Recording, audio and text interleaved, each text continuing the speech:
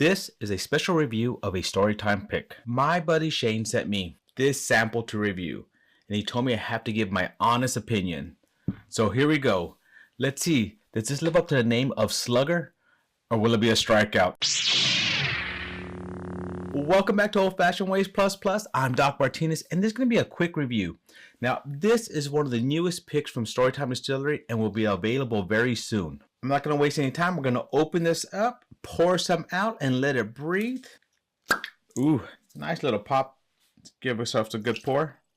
I always appreciate that his samples are a good size sample so you can actually really taste and sample it. Every great bourbon has a story, and this one begins with Shane and Serge tasting their way through 12 barrels to find something truly special. They tasted stuff ranging from 9 to 11 years, but one barrel rose and stood above the rest. It was a unanimous powerhouse that was packed bold flavors and unforgettable character. So they decided to name it Old Louisville Slugger for the reason that this bourbon swings hard, hitting your palate with bold layers of oak, dark fruit, and that classic bourbon warmth that we all love. They claim it's a pour that leaves a lasting impression. Well, anytime I do a review, I love to share, so stay tuned to find out how you can win the rest of this sample. You might even get it before the whole bottle is released to public. Also, please hit that like button. Let's get into the bottle details. Bottle details. Straight bourbon whiskey. This is straight bourbon whiskey. Distillery is Old Louisville Bourbon. The date release is 2025. Now, the proof on mine is 113. Age on this is 10 years. Finish, none stated. Mashbill, 6% corn, 36% rye, 4% malted barley. MSRP for the pre-sale right now is $150. Anytime I do a review, I do a scoring from 1 to 10 on aroma, flavors, complexity, mouthfeel, finish, and would I buy again. All right, it's time to get into the fun part. But before I do, I don't know if you can see it, but I'm going to try to hold this up pretty close here and see if we can get that to focus. As you can see, it says Old Louisville Slugger, but look what it's slugging through.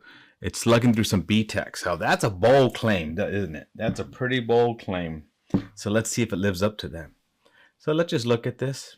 We know it's 10 years old. Good color to it. Some nice dark amber here. So it does have a nice color. Let's see how it sticks to the glass. Ooh, it's sticking to the glass pretty nicely because it's barely starting to form some little legs here, but they're very tight, very tight, close together. And those legs are barely even forming and barely starting to come down. That usually means there's a nice lot of viscosity in here and thickness that's going to coat your mouth. So got me excited already. So let's see. Let's go in for aroma. That nose. Ooh, right off the bat, really good aroma. You do smell nice caramel, nice butter. You can smell some of that rye in here. What was the rye percentage?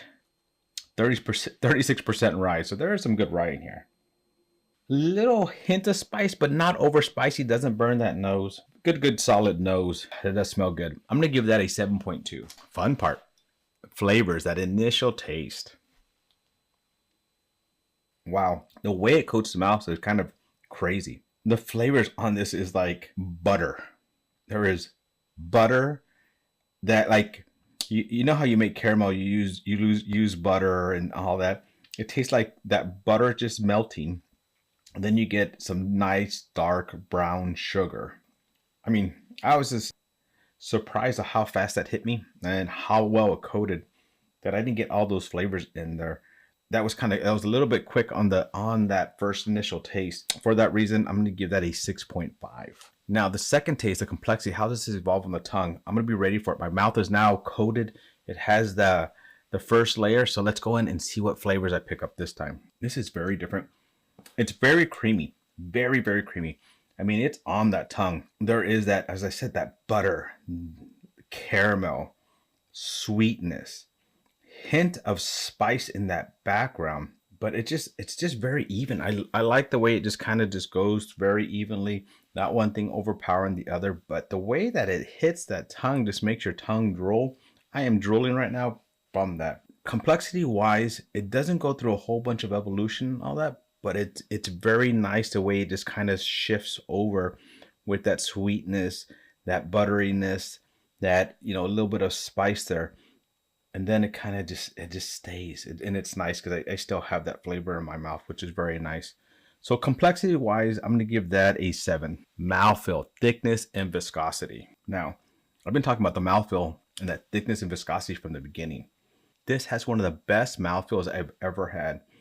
It is just so soft and buttery over that tongue. Just coats it so nicely. Like it's almost like if you bit of butter and it just melts in your mouth on your tongue, because it just coats the whole thing, covers the tip, the mid. I'm getting that Kentucky hug. It's covering the top of my mouth. My mouth is salivating. It's wanting more of this in there. One of the best mouthfeels I've ever had. I'm honestly going to give that a 9.5 for mouthfeel. All right, finish. How long does it stay and how does it finish, right? So from the beginning to the end, it has a good finish. It stays there. It coats. It lasts. The first one was the only one that it kind of overpowered my tongue and kind of surprised my tongue. And so I didn't get to take all those flavors on that initial one. But since then, it just stays there.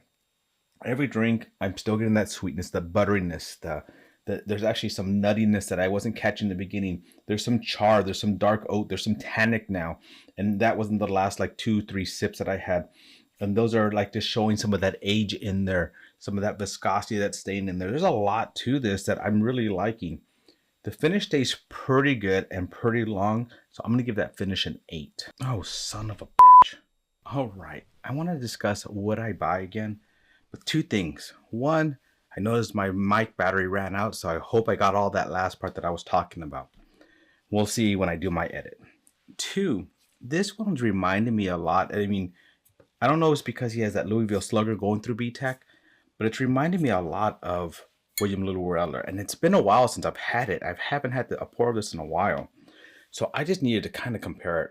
I mean, right now it's a smaller glass. Maybe I should have done the same size glass. This one looks darker. But what I remember with this is that texture, that the way it stays on the mouth. So I just wanted to kind of taste this, right? No. So this one's a lot more oaky. It's a lot more, you can taste the age in this more. It's probably a higher proof. It's 134.5 proof. You do taste that proof in there. But that mouthfeel, that thickness, that viscosity. I mean, drinking them back to back, honestly, drinking this with all that oakiness made this one even sweeter. It can actually hold up its own. It does hold up its own against it. That actually is a very, very good pour, especially when you're comparing it to something like this. That is one of my favorite pours as well. At $150, would I buy again? So they're on pre-sale right now. I haven't bought one. This was a sample sent to me. I'm definitely going to go order one of these. So yes, I would buy again. And I'm going to give that an 8.5. Wow. So I added up my score and I got 46.7 out of 60, which is a really good score for me, right? I did compare this to W.L. Weller. It held up against it. It held up pretty well.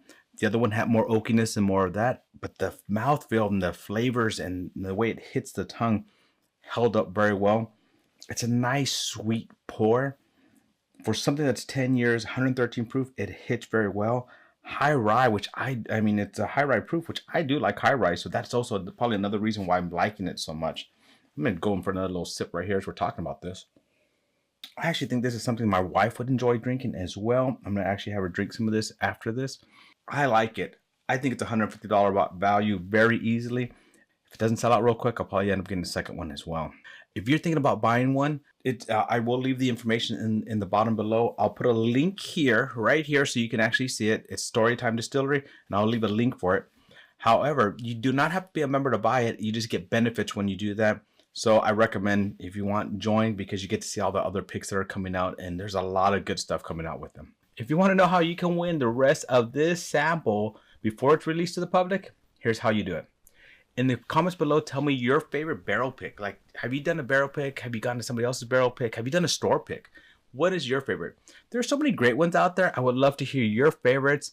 I'm loving that you can go pick those, and instead of hunting down all these huge, hard to find unicorns like the WLW, go find that barrel pick. Go find that one that's going to be that unicorn for you, because there's so many good ones out there, and you're not going to have to pay that crazy secondary pricing either. Also in the comments below, I want you to add #StoryTime, please. #StoryTime. Well, my friends, thank you for joining me on another journey down my whiskey rabbit hole. It's a fun adventure for sure. To our next journey, my friends, cheers.